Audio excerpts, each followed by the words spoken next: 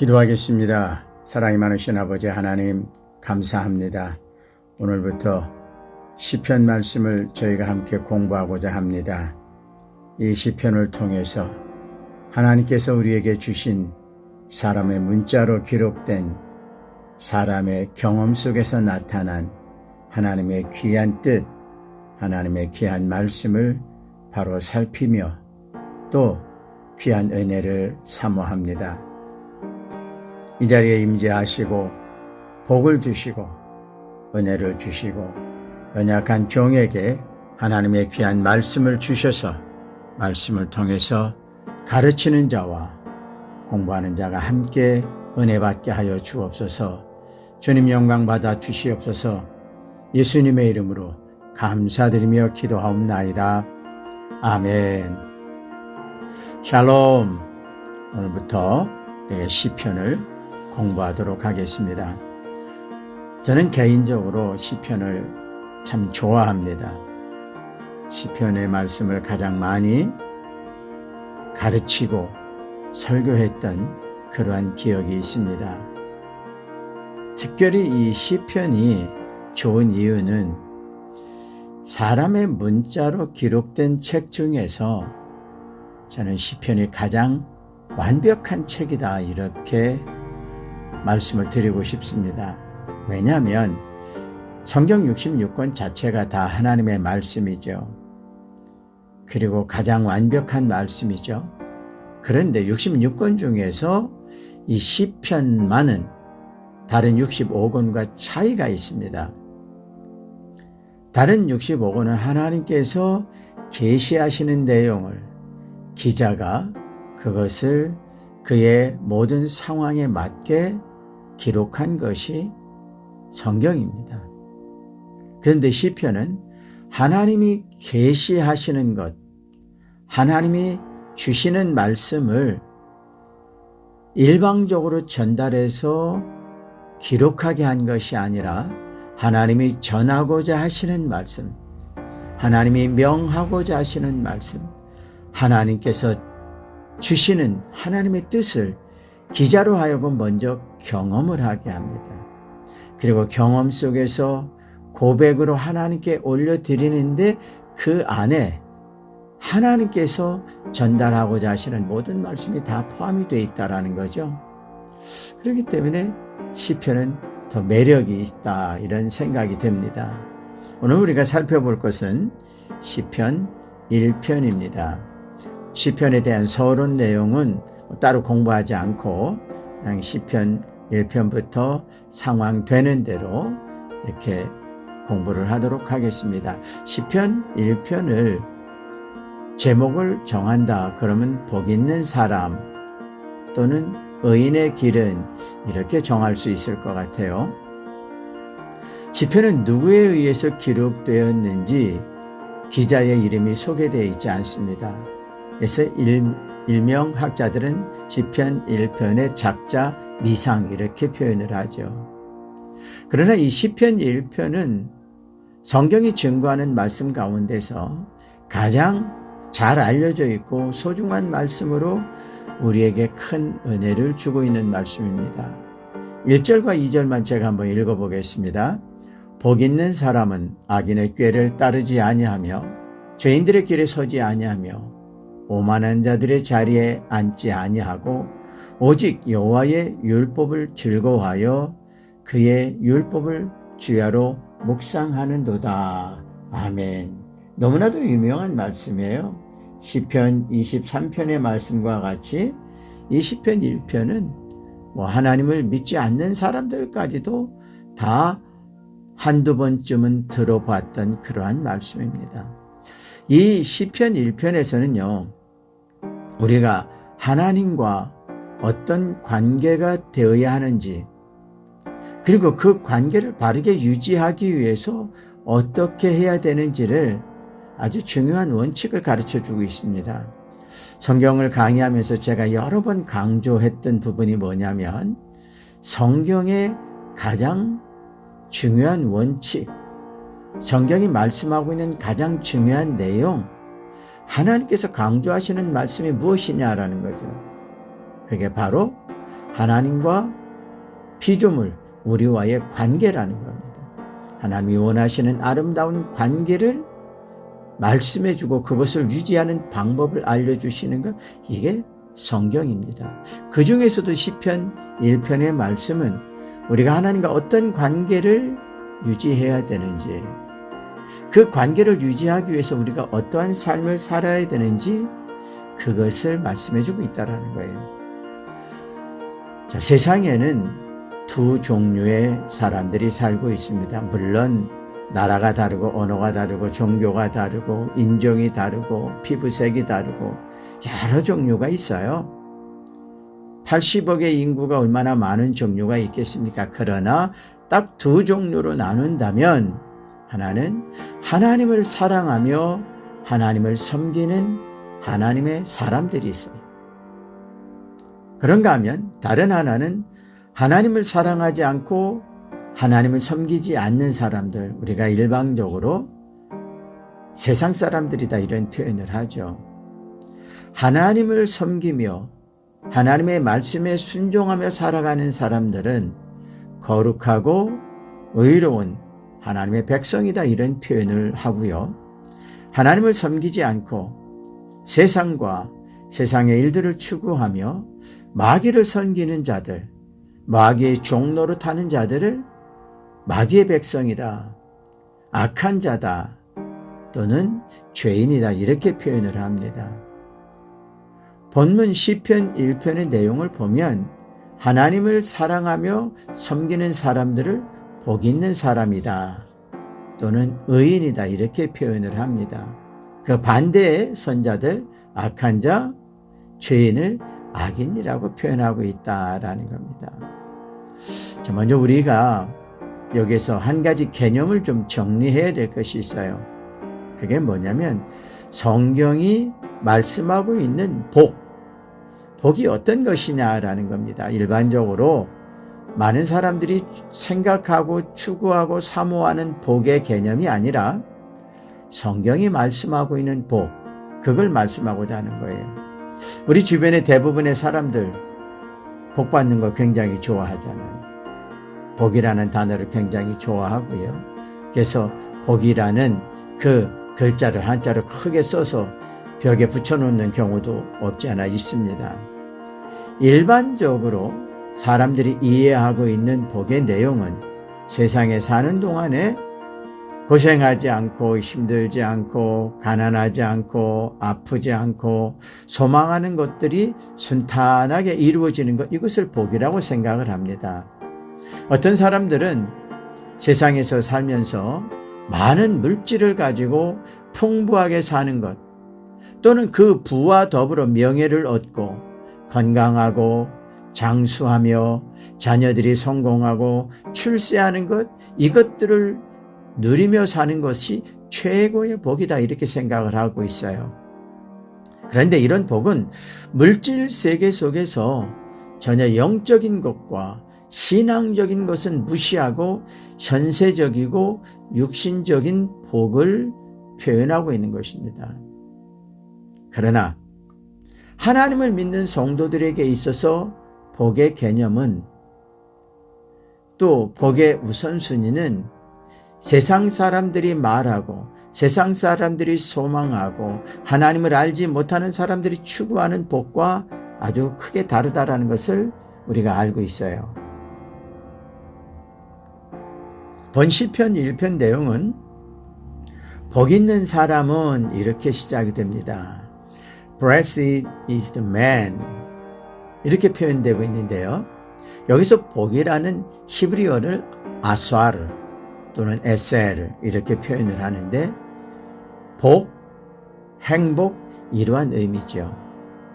그러면 좀 전에 제가 말씀드렸던 것처럼 성경에서 말하는 복은 어떤 것일까요?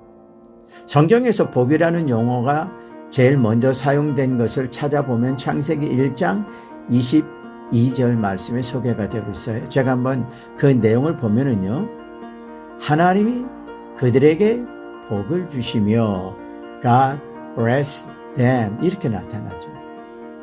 이 창세기 1장 22절에 소개된 복이라는 용어를 히브리어로는 바라크라고 하거든요. 여기서 말하는 히브리어 바라크는요, 하나님께서 복을 주셨다라는 의미가 돼요. 그런데 시편 1편에 나타난 아수아르 또는 에셀이라는 이 복의 내용은 복을 기원하는 내용이에요. 복을 기원하는 내용으로서 하나님과의 온전하고 바른 관계를 가지고 있는 사람들에게 축복하는 blessing의 의미가 있는 거거든요. 본 시편 기자가 말하고 있는 복은요, 앞에서도 잠깐 언급했던 것처럼 명예, 부, 건강, 장수, 세상에서 성공하는 거, 힘을 얻는 거, 이런 것이 아니에요. 하나님과의 관계 속에서 주어지는 복을 의미합니다. 더 구체적으로 말하면 하나님과의 관계를 매 순간순간 확인할 수 있는 은총, 하나님께서 주시는 은혜, 그런 걸 말하는 거예요. 세상적인 것, 일시적이고 순간적이고 겉표현적이고 한순간 느꼈다가 사라지는 그러한 육신적인 복을 의미하는 것이 아니라, 이거는 하나님과의 관계 속에서 주의 영으로 충만함 속에서 그 충만함을 느끼며 생활하는 삶, 이걸 영적인 축복이라고 말합니다. 이 세상 사람들이 살아가는 그 과정 속에서 그들이 삶을 사는 과정에 필요한 모든 것들이 있잖아요. 물질, 명예, 권세, 건강, 이러한 것들을 복이라고 생각하지만 성경이 말씀하고 있는 복은 그것이 근본이 아니라는 거예요. 하나님과의 바른 관계, 하나님의 은혜와 하나님의 은총 속에 살 때에 거기에서 건강도, 지혜도, 지식도, 필요에 따라서는 물질도 하나님께서 주시는 거거든요. 그래서 가장 성경이 말씀하는 우선적인 복은 하나님과의 관계가 지속적으로 아름답게 이어지는 겁니다. 하나님과의 아름다운 관계가 이어지기 위해서 하나님의 영으로 충만하고 그 영이 넘쳐나는 삶, 하나님의 은총, 하나님의 은혜가 넘쳐나는 삶, 그 자체가 성경은 복이다, 이렇게 말씀하고 있습니다. 시편 1편 1절에서 말하는 복 있는 사람은 6절에서 결론적으로 말하는 의인을 말하고 있는 거예요. 그럼 구체적으로 한번 보겠습니다. 진정한 복, 성경이 말하는 진정한 복, 바로 하나님과의 온전한 관계, 그 온전한 관계가 유지됨 속에서 하나님께서 베풀어 주시는 은혜, 은총, 사랑이 늘 충만하게 넘쳐나는 것, 이게 히브리어로 아수아르고 신약에서는 마카리오스라는 헬라어로 사용되는 복의 내용인 것입니다. 여기서 말하는 복은요, 하나님의 사랑이에요.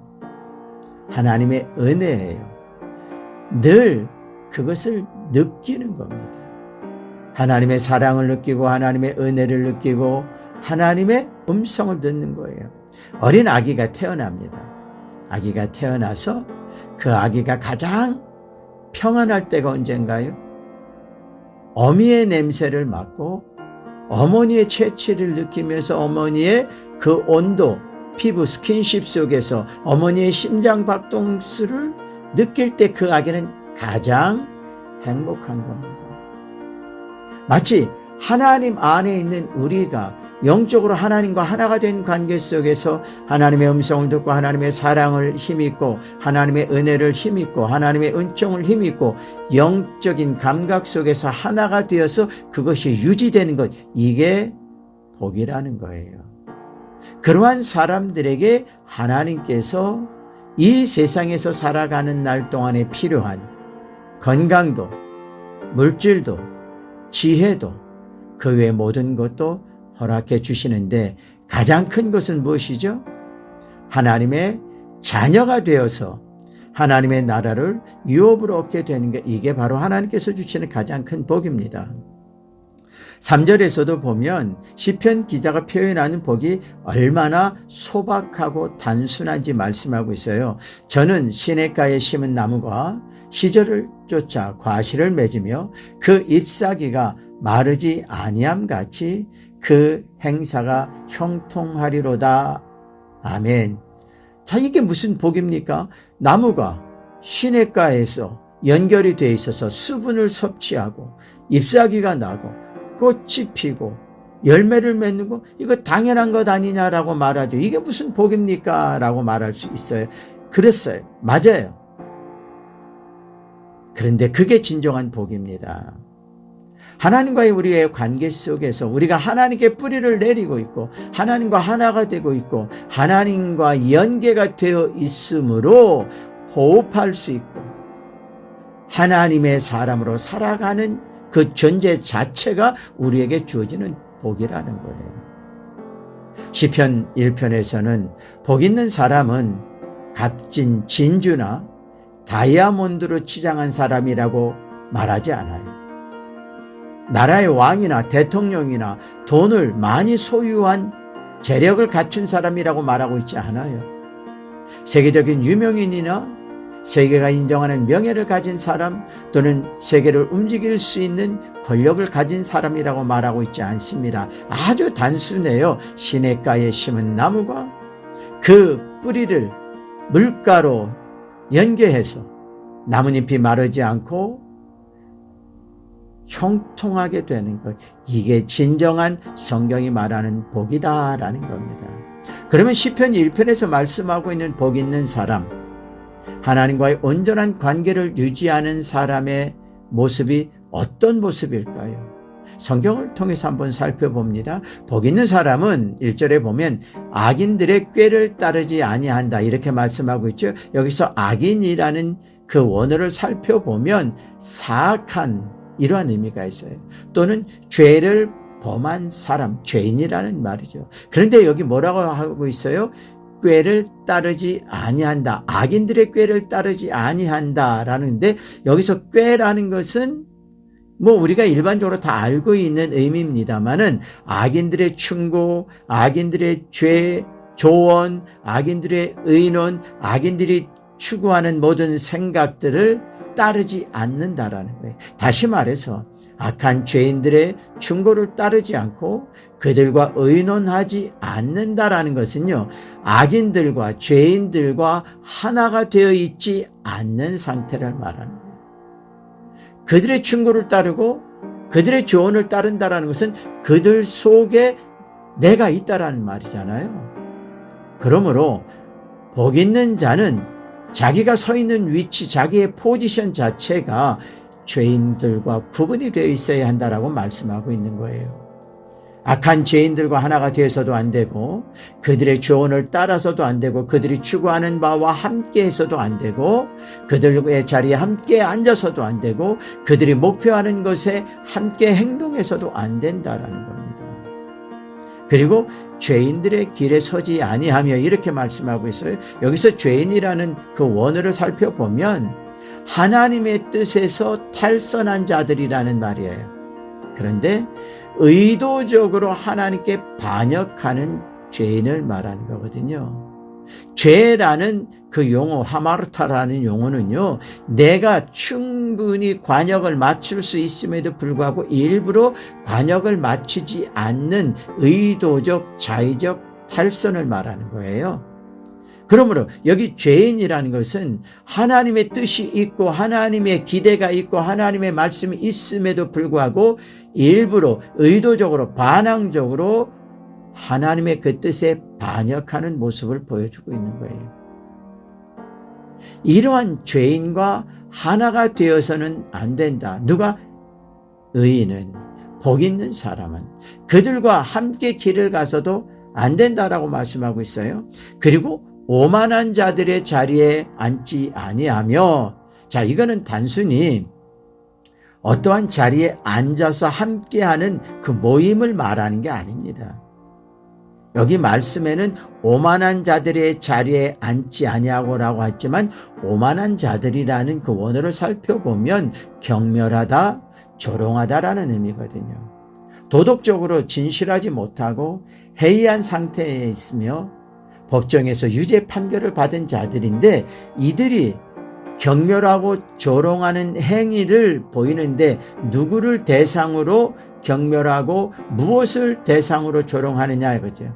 하나님을 경멸하고 하나님의 말씀을 조롱하는 행위예요. 그러한 악한 자들과 함께해서는 안 된다는 거예요. 그런데 우리는 한 단어로 다 표현할 수 있을 것 같은데, 시편 1편에 보면 악인, 죄인, 오만한 자라고 구분해서 열거해 놓는 것을 발견할 수가 있습니다. 이는 그들의 상황이 점점 더 악해지고 추해지고 노골화되어져 가고 있는 죄인의 모습이라는 것을 강조하고 있어요. 자, 여기까지 볼 때 이 죄인들, 악인들의 모습이 어떻다고 생각이 됩니까? 하나님 앞에서 아주 극한 교만의 모습이에요. 최악의 대적의 모습이에요. 그리고 의도적으로 하나님께 대적하며 반항하는 모습이라는 것을 알 수가 있습니다. 이처럼 하나님과 바른 관계를 위해서 하나님의 은혜 안에 거하고 하나님의 사랑 안에서 하나님 앞에서 복된 사람이 되기를 원한다면, 이러한 죄의 모습을 보여서도 안 되고 함께해서도 안 되고 추구해서도 안 되고, 그러한 교만과 죄악의 사람들과 뜻을 하나로 묶어도 안 된다라는 거예요. 절대로 안 됩니다. 그런데 반대로 시편 1편의 말씀에 보면 복 있는 사람이 열심히 노력해야 될 것이 있어요. 2절에 보니까 여호와의 율법을 즐거워하고 그 율법을 묵상해야 된다라고 말씀하고 있죠. 여기서 강조하고 있는 여호와의 율법은 창세기부터 모세 오경을 말하는 것이 아니라 성경 전체 속에서 나타나는 하나님의 말씀, 하나님의 뜻, 하나님의 명령을 의미하는 거죠. 그래서 하나님의 말씀을 즐거워하고 하나님의 말씀을 묵상하는 삶이 되어야 한다라는 겁니다. 하나님의 말씀은요, 인생에게 주신 최고의 선물이며 생명의 법입니다. 그리고 묵상한다는 말씀은 단순히 깊이 생각하는 것을 의미하는 것이 아니에요. 생각하고 또 마음속에 새기는 것이 아니라 그 말씀을 마음판에 새기고 그 말씀대로 살려는 노력의 자세, 삶 속에서 하나님의 말씀을 실천하는 자세, 이걸 말씀하고 있는 겁니다. 시편 기자는 이러한 상태를 마치 신의 물가와 그 수분을 공급받고 있는 나무와의 관계로 설명하고 있다는 거예요. 다시 한번 읽어봅니다. 3절입니다.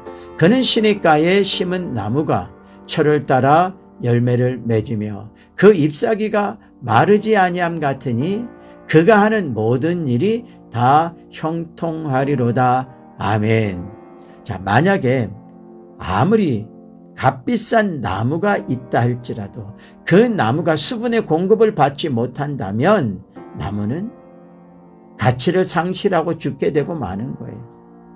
아무리 좋은 시냇가가 흐르고 맑은 물이 흐른다 할지라도 그 물과 나무의 뿌리가 연결되지 못한다면 나무도 시냇물도 결코 하나가 될 수 없다라는 거죠.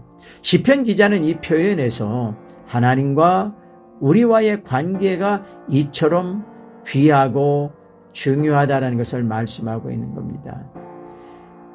나무가 시냇물가에 뿌리를 내려서 그 수분을 공급받지 못한다면 어떻게 됩니까? 죽습니다. 수분을 공급받지 못하는 나무는 말라 죽게 돼요. 하나님을 떠나는 인생은 살 수 없다라는 거죠. 시편 기자의 고백을 한번 보겠습니다. 시편 139편 7절입니다. 내가 주의 영을 떠나 어디로 가며 주의 앞에서 어디로 피하리까? 하늘로 갈지라도 거기 계시고 바다 끝에 갈지라도 그곳에도 하나님이 계신다라는 거예요. 나는 하나님을 떠나서 살 수 없습니다라는 말이에요. 자, 주님께서 하신 말씀도 한번 찾아봅니다. 요한복음 15장 4절입니다. 내 안에 거하라. 나도 너희 안에 거하리라. 가지가 포도나무에 붙어 있지 아니하면 스스로 열매를 맺을 수 없음 같이 너희도 내 안에 있지 아니하면 그러하리라. 아멘. 이 말씀은 주님이 직접 주신 말씀이죠. 내 안에 거하라 이 말씀, 또 나는 너희 안에 거하리라 이 말씀, 구약에서 우리가 많이 발견한 말씀이죠. 나는 너희 하나님이 되고 너희는 내 백성이 되리라. 나는 너희 하나님이 되려고 너희를 애굽에서 인도하여 낸 여호와다. 이런 표현을 레위기에서 또 출애굽기에서 우리가 여러 번 확인을 해본 바 있습니다. 주님께서 하신 말씀이 더욱 구체적이고 체감이 느껴지죠. 내 안에 거하라. 나도 너희 안에 거하리라. 다시 말해서 주님과 우리가 하나가 될 때, 우리가 주님께 붙어 있을 때에 살 수 있다라는 말씀입니다. 신명기 4장 4절 말씀 제가 읽어보겠습니다. 오직 너희의 하나님 여호와께 붙어 떠나지 않는 너희는 오늘까지 다 생존하였느니라. 아멘. 이 말씀은 모세가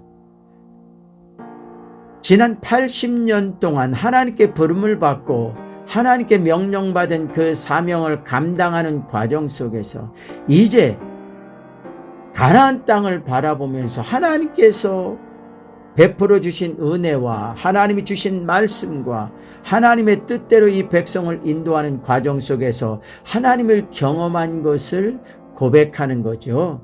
근데 뭐라고 고백하고 있습니까? 하나님 여호와께 붙어 떠나지 않는 자는 다 생존하고 있다. 하나님을 경험한 모세의 고백이고 이스라엘의 고백입니다. 근데 잘 기억하십시오.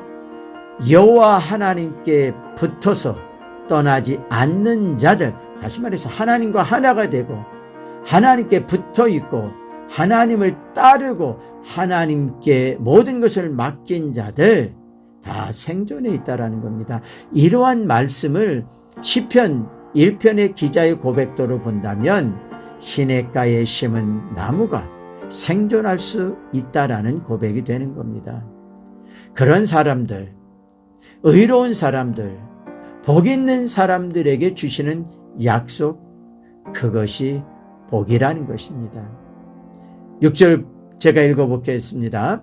무릇 의인들의 길은 여호와께서 인정하시나 악인의 길은 망하리로다. 주님과 하나 된 생명, 주의 말씀을 묵상하며 지키며 여호와의 말씀을 즐거워하며 하나님의 은혜 안에 거하는 하나님께 인정받은 사람들은 이러한 복의 주인이 되는 것입니다. 여러분, 하나님께 인정받는 게 얼마나 큰 은혜입니까? 하나님께 사랑을 받는다라는 것, 이보다 더 큰 복은 없습니다. 로마서 1장 17절 말씀 읽겠습니다. 복음에는 하나님의 의가 나타나서 믿음으로 믿음에 이르게 하나니 기록된 바 오직 의인은 믿음으로 말미암아 살리라 함과 같으니라. 아멘. 여기에서 믿음은 곧 하나님의 말씀에 대한 믿음이며 하나님의 말씀에 대해서 아멘으로 화답하는 확신, 그것이 믿음이라고 표현되고 있는 겁니다. 히브리서 11장에 구약의 믿음의 선진들에 대해서 소개하고 있지 않습니까? 히브리서 11장의 믿음의 사람들은 순종하고 죽기까지 믿음을 지켰던 사람들입니다. 그들은 하나님의 말씀에 대한 믿음이 있었고 확신이 있었기 때문에 자신들의 모든 것을 다 포기할 수 있었던 겁니다. 그래서 세상에 감당할 수 없는 자들이었다라고 말씀하고 있죠. 그러나 하나님의 말씀을 버리는 자, 하나님의 말씀대로 살아들이지 않는 자, 하나님을 떠난 자들은 영원한 생명을 얻지 못한다라는 겁니다. 그리고 복 있는 사람들은 하나님의 말씀을 묵상하고 읽고 순종하는 자들은 3절에 보니까 그가 하는 모든 일이 다 형통하리로다. 이렇게 말씀하고 있어요. 여기서 형통하게 된다는 것은요, 주님께서 주시는 은혜와 사랑과 복을 누리게 되며 그들이 추구하는 일들, 그들이 생각하는 일들, 주님 안에서 생각하고 기도하고 소망하는 일들 주께서 다 이루어 주시는 거죠. 그러나 반대로 악인들은, 죄인들은, 오만한 자의 길에 앉은 자들은 반드시 망하게 되는 것입니다. 5절에서 악인은 심판을 견디지 못하고 의인의 회중에 들지 못하게 된다라고 기록하고 있어요. 왜 하나님께서 악인의 길을 쫓지 말고 죄인의 길에 서지 말고 오만한 자의 자리에 앉지 말라고 하셨습니까? 그 길은 망하는 길이고 심판의 길이기 때문입니다. 하나님은 결코 우리들이 악인의 길에 서서 그들과 함께 망하기를 원하시지 않습니다. 그래서 예수 그리스도를 보내주셨어요. 그를 통해서 우리에게 구원을 주시는 것이지요. 잘 기억하십시오. 우리는 복이 있는 사람들입니다. 우리는 여호와의 말씀을 읽고 묵상하고 지키는 의인이 되어야 됩니다. 질문을 하겠습니다.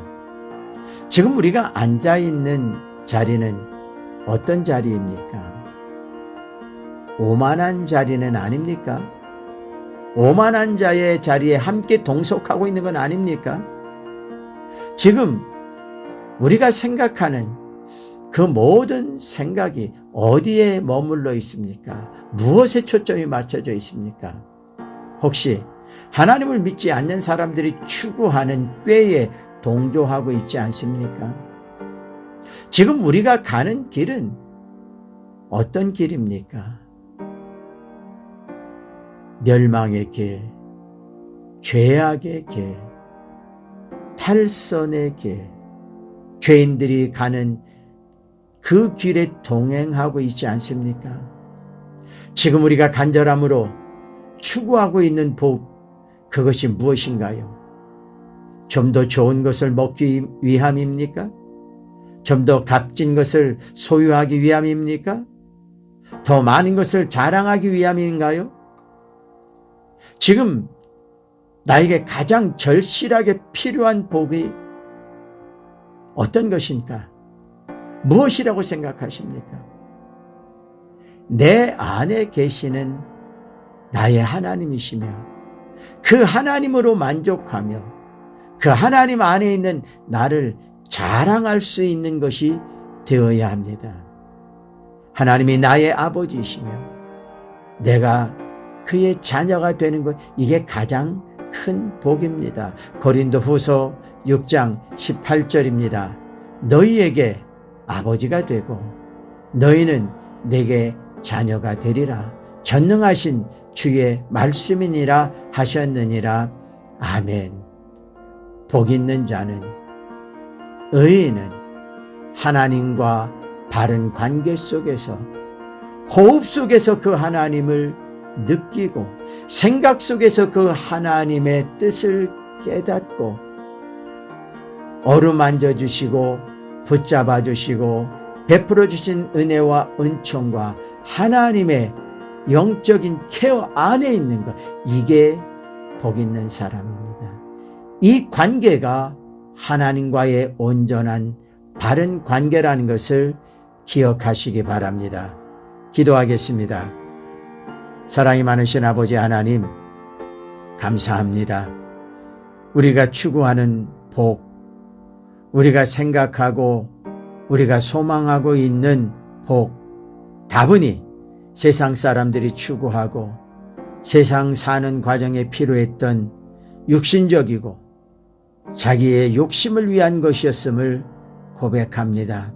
때로는 명예를 추구하기도 했고 때로는 권력을 사모하기도 했고 때로는 재력을 가지고 큰 소리 쳐보고 싶은 생각도 있었겠지요. 더 좋은 것, 더 값진 것, 더 귀한 것, 이러한 것이 우리에게는 아무 의미가 없습니다. 우리에게 필요한 것은 하나님 한 분입니다. 나를 붙들어 주시는 그 하나님의 강한 손, 나를 잡아주시는 그 하나님의 손에 힘을 느끼며 살게 하시고 언제나 어디서나 그 하나님의 향취를 맡을 수 있게 하여 주시고 우리의 영적인 뿌리가 하나님의 은혜의 호수에 은혜의 바다에 뿌리를 내려 그 은혜로 생명을 유지할 수 있기를 소망합니다. 세상 사람들이 추구하는 그것이 아니라 하나님이 우리를 위하여 베풀어 주시고 허락하시는 은혜를 사모하며 그 영광의 빛을 힘입는 한 주간 되게 하여 주옵소서. 감사합니다. 복 있는 자, 의로운 자, 하나님의 사람으로 살게 하옵소서. 예수님의 이름으로 기도하옵나이다. 아멘.